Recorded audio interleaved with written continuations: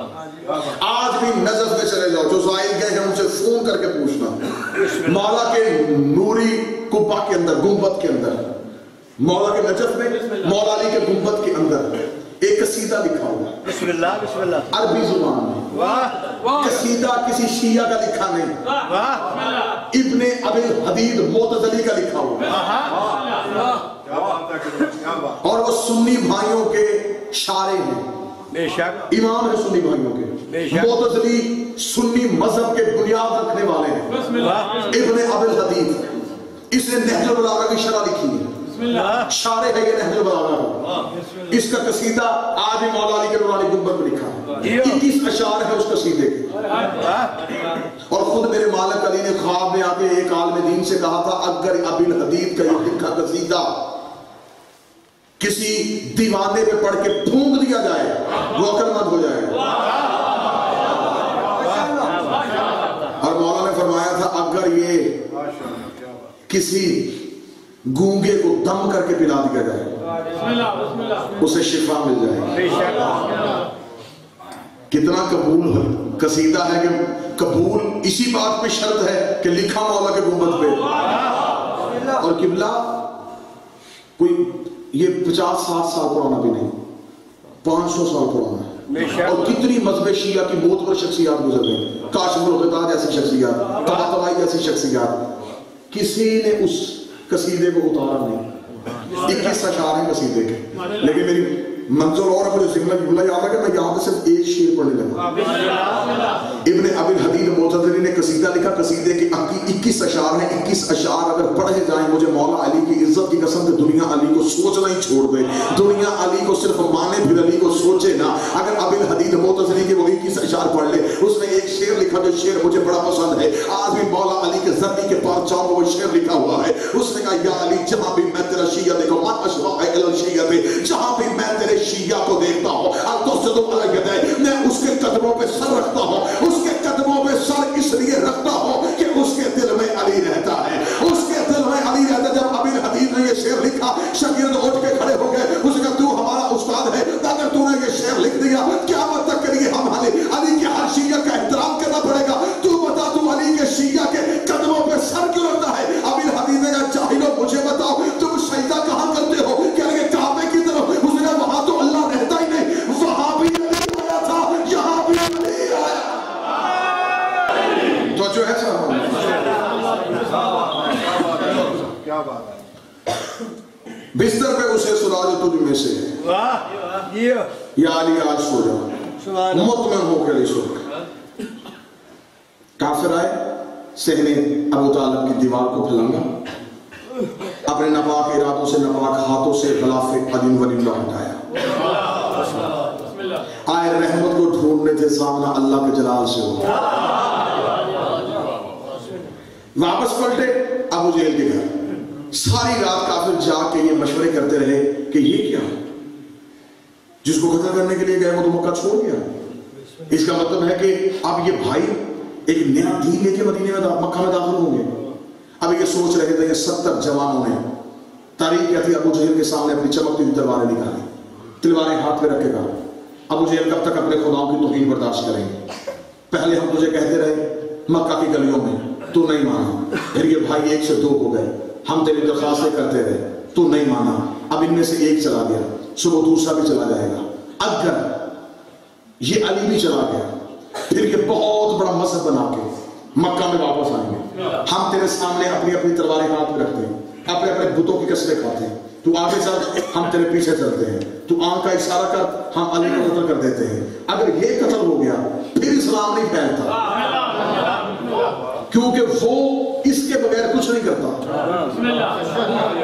لہذا یہیں پہ اسلام ختم ہو سکتا ہے، یہیں پہ اگر ہم علی کا قتل کر دیں۔ کتاب میں لکھتے ہیں 70 نوجوان نے اپنی اپنی تلواریں ہاتھ میں لی، آگے ابو جہل کو لیا، ابو جہل 70 جوانوں کا جلوس لے کے مکہ کی گلیوں سے ہوتا ہوا ابو طالب کے دروازے پہنچا، ادھر اس کا ابو طالب کے دروازے پہنچنا تھا، دروازہ کھلا، کل ایمان کا پہلا قدم مکے کے بازار میں آیا، علی نے باہر دیکھا ابو جہل سامنے سینہ تان کے کھڑا، پیچھے 70 جوان، 70 جوانوں کی چمکتی ہوئی تلواریں، 70 جوانوں نے علی کے گرد گھیرا باندھا، گھیرا باندھ کے اپنی تلواروں کی نوک کو علی کے سر پہ رکھا، ابو جہل نے علی کے سامنے سینے کو چوڑا کر کے کہا اے ابو طالب کا بیٹا علی، ہم تجھے کہا کرتے تھے تو عبداللہ کے بیٹے کا ساتھ چھوڑ دے، تو ہماری بات نہیں مانا، تو مکے کی گلیوں میں اس کا ساتھ دیتا رہا، اب وہ تو تجھے چھوڑ کے چلا گیا، اب تو بتا تجھے کون بچائے گا؟ یہ 70 جوان قسمیں کھا کے آئے ہیں، میں آنکھ کا اشارہ کروں گا یہ تیرا سر تم سے جدا کر دیں گے، اب بھی اگر تو محمد کو چھوڑ دے ہم تیری جان کو ایمان دیتے ہیں۔ اتنا جملہ کہنا تھا، یہ 70 جوانوں نے تلواریں علی کے سر پہ رکھی، مجھے علی کی عزت کی قسم ہے تحریک کہتی نہ علی کے چہرے میں خوف آیا نہ علی کے ماتھے میں پسینہ آیا،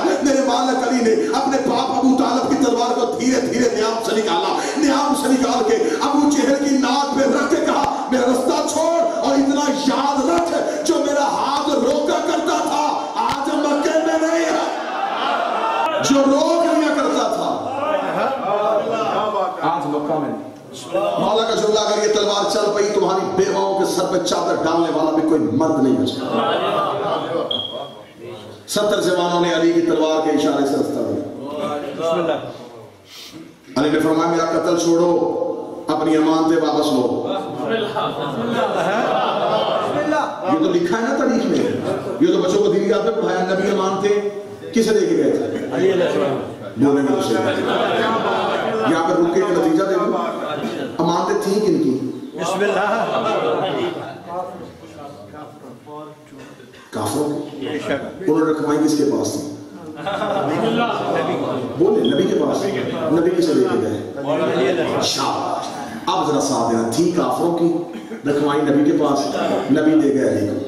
تھی امانتیں کافروں کی، میں تمہیں رٹا تمہارے ذہن میں جملہ نہ چلا، تھی کافروں کی، رکھوائی تھی نبی کے پاس، نبی دے گئے علی کو۔ تھی وہ کافروں کی، رکھوائی تھی انہوں نے نبی کے پاس، نبی دے گئے علی کو۔ شیعہ ہونا نہ ہونا، سنی بھائی اگر میرا بیٹھا تو یہ پیغام یہاں سے لے کے جائے، امانتیں تھی کافروں کی، رکھوائی تھی نبی کے پاس، نبی دے کے گئے علی کو۔ مرضی کے مولوی کے سر پہ قرآن رکھ کے پوچھنا کہ جو نبی ایک رات کے لیے مکہ چھوڑتے ہوئے کافروں کی امانتیں علی کے سوا کسی کو نہیں دیتا، وہ دنیا چھوڑتے ہوئے اللہ کی خلافت جیسی امانت علی کے سوا کسی کو کیسے دے سکتا؟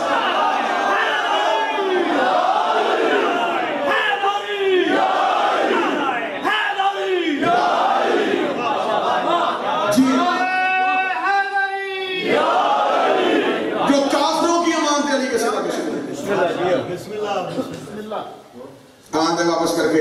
ادھر رسول مکہ کے بالکل بیرونی رستے سے ہوتے ہوئے مدینے کے سرحد پہ پہنچے۔ مدینے کے سرحد پہ پہنچ کے نبی نے اپنے سر سے امامہ اتارا، واللیل والی زلفیں کھل کے نبی کے شاموں پہ آئیں، چمکتا ہوا چہرہ اس نے دیکھا، والشمس والضحیٰ، مجھے تیرے چمکتے ہوئے چہرے کی قسم، ابھی آیت کا آنا تھا، یہ جبریل تڑپ کے دوبارہ نازل ہو گیا، فرمایا والقمر اذا تلاہا، اور اس چاند کی قسم جو تیرے پیچھے آ رہا۔ مکہ چھوڑ دیا گیا۔ آج میں نے کوشش کرنی ہے کہ میں تاریخ ختم کروں۔ مکہ چھوڑ دیا گیا، مدینہ میں آ گئے، مسجد نبوی کی تعمیر ہو گئی۔ سفر کر رہے ہیں جی آپ کا، احکامات نازل ہونے شروع ہو گئے۔ یہاں پر میں آپ کو صحابہ اور اہل بیت کا فرق سمجھاؤں۔ کوئی بھی صحابی آیت سے پہلے عمل نہیں کر سکتا، جب حکم ہی نہیں آئے۔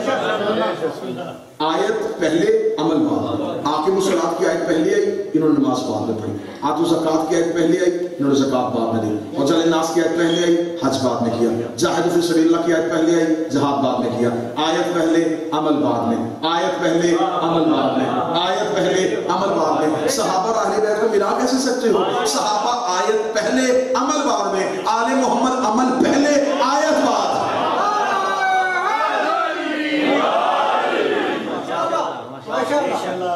احکامات نازل ہونے شروع ہو گئے۔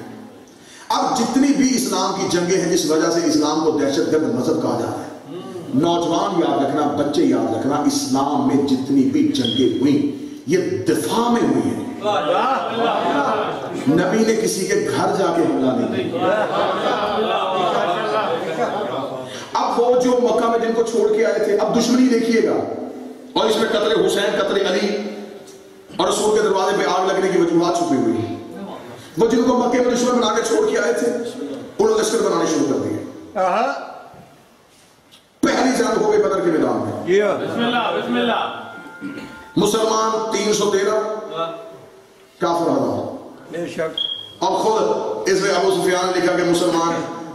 313 تھے، ہاں 1000 تھے، ہم 1000 کے 1000 امیر تھے، مسلمان 313 غریب تھے، ہمارے پاس گھوڑے تھے، مسلمانوں میں چند کے پاس گھوڑے تھے، چند خالی تھے، ہمارے پاس چمکتی تلواریں بھی، مسلمانوں میں چند کے پاس تلواریں تھیں، چند خالی تھے، میں 1000 لے کے 313 کے مقابلے پہ چلا گیا کہ مسلمان یہاں ٹکیں گے کیسے، 313 میرا سامنا کیسے کریں گے، میرا 1000 امیر مسلمان اور 313 غریب، میرے 1000 کے پاس گھوڑے، مسلمان چند پیدل چند گھوڑوں پہ، میرے 1000 کے پاس نیزے پھالے تلواریں، مسلمانوں میں چند کے پاس تلواریں، چند کے پاس نیزے، چند خالی ہاتھ، وہ کہتا میں 1000 لے کے بدر کے مقابلے میں گیا، جب میں نے بدر کے میدان میں جانا تھا میں نے کیا دیکھا کہ 313 میں سے میرے 1000 کے مقابلے پہ اکیلا علی باہر آ گیا، 313 میں سے 1000 کے مقابلے پہ اکیلا علی آیا، اکیلے علی کا آنا تھا، میں نے علی کا چہرہ دیکھ کے کہا ایک ایک کر کے جنگ نہیں کرنی، میں نے اکٹھا لشکر کا حملہ کرنا ہے، جب میں نے کہا میں نے اکٹھا لشکر کا حملہ کرنا ہے، اس علی نے گھوڑے کے زیر پہ بیٹھ کے کہا تو 1000 بھیج میں اکیلا علی آیا ہوں، 1000 بھیج میں اکیلا علی آیا ہوں، ابو سفیان کہتا میں کیا بتاؤں اس علی نے ہمارا کیا کیا نقصان کیا، اس نے میرا ولید ابن عتبہ مارا، اس نے میرا عاصم ابن سعید مارا،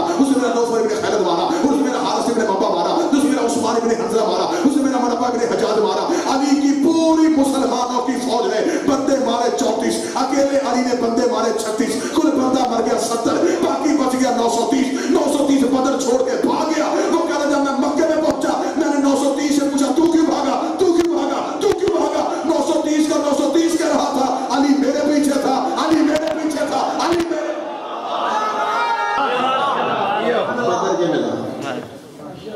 اب کیا دیر میں سوال آئے گا کہ نہیں ایسے کیسے ہو سکتا ہے، اکیلا علی ہر جگہ کیسے، بسم اللہ وہ آپ کو واقعہ بڑا شہرا افاق ہے وہ یاد ہوگا،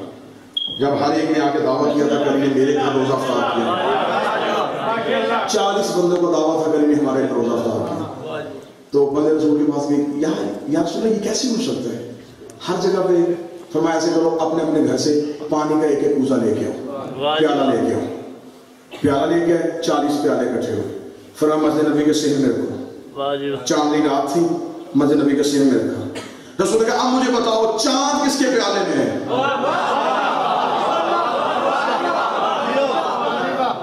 40 کا 40 سے دعویٰ کیا چاند ہمارے پاس، رسول نے فرمایا اب آسمان پہ دیکھو کتنے ہیں، انہوں نے کہا ایک، فرمایا جو انگلی سے 2 ٹکڑے ہو وہ 40 سے وہ بھی آ سکتا ہے، اور جو مالک کائنات تھا بے شک